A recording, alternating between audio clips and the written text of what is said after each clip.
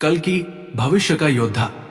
सुदूर भविष्य में जब अधर्म और अनैतिकता अपनी चरम सीमा पर पहुंच चुके थे, धरती पर चारों ओर अराजकता और अंधकार का राज था।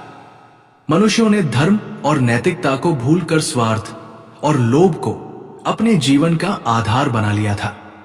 इस समय पौराणिक कथाओं में वर्णित भगवान विष्णु के अंतिम अवतार कल्कि के अवतरण की भविष्यवाणी सत्य होने जा रही थी। शंभाल नामक एक छोटे से गांव में, जहां अब भी धर्म और सच्चाई की लौ जल रही थी, वहां एक युवक का जन्म हुआ। उसका नाम कल्कि रखा गया।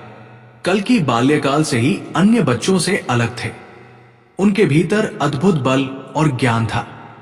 उनके गुरु महर्षि वशिष्ठ ने उन्हें वेदों और शास्त्रों का ज्ञान सिखाया।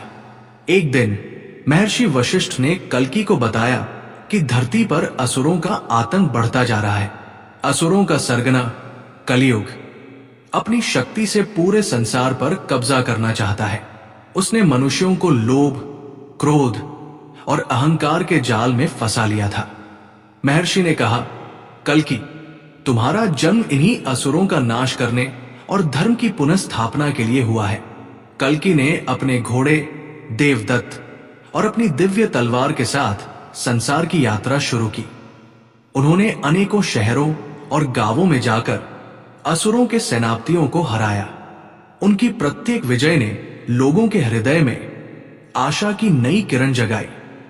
कलियुग, जो अब तक छिपा हुआ था, कल्कि के बढ़ते प्रभाव से डर गया। उसने अपनी सारी सेना को एकत्रित कर लिया और कल्कि को चुनौती दी। दोनों के बीच महायुद्ध हुआ। असुरों की सेना के पास उन्नत अस्त्र शस्त्र थे, लेकिन कल्कि ने अपने ज्ञान, साहस और दिव्य शक्तियों से उन्हें पराजित कर दिया।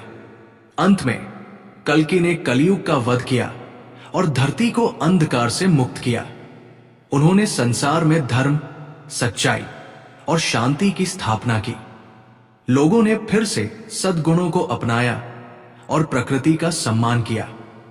कल्कि ने संसार को एक नई दिशा दी और फिर अपने लोक को लौट गए। लेकिन उनकी कथा आज भी मानवता को सिखाती है कि जब जब अधर्म बढ़ेगा, सत्य और धर्म की विजय अवश्य होगी। इस कहानी से हमें यह सीखने को मिलता है कि चाहे कितना भी बड़ा संकट क्यों न हो, सत्य और धर्म की राह पर चलने वाला व्यक्ति सदैव विजय प्राप्त करता है।